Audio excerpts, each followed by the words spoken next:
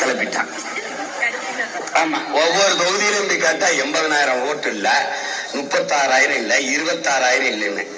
அதுல எங்க குடும்பத்துல பல பேர் எங்க தம்பிகளுக்கெல்லாம் உயிரோட இருக்கும்போது செத்துட்டான்னு அவன் போட்டான். அவன் வந்தது செத்தவர்களை இறந்தவர்களை பட்டியல் வந்து நீக்க, உயிரோட இருக்கிறவங்க செத்தவர்களை செத்துட்டான்.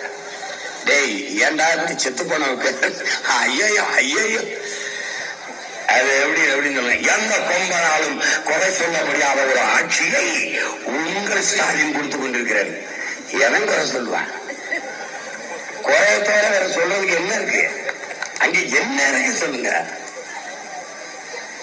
ஏங்க அது என்னங்க, தேர்தல் வரும்போது விடுபட்ட பெண்களுக்கு 36 லட்சம் பேருக்கு மறுபடி 36 லட்சம் பேர் விடுபட்டதை நேத்தான் கண்டுபிடிக்கிறேன்.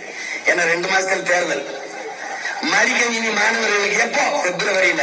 ஏன் மார்ச்ல தேர்தல்? தேர்தல் வரும்போது ஒரு பாசம் வரும் பாருங்க.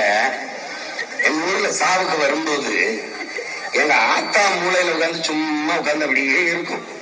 இந்த பாவி மனுஷன் இப்படி விட்டு போயிட்டாப்லையே, இந்த பிள்ளைகளை எப்படி வளர்க்கறதுன்னு தெரியலையே அப்படின்னு. இந்த ஊருக்கார அந்த பேருந்து நிலையத்துல இறங்கி அங்க இருந்து அழுவாம பாருங்க.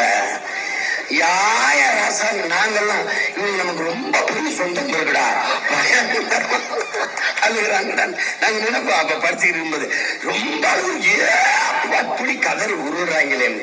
அவன் தான் திமுக இந்த பயலுக.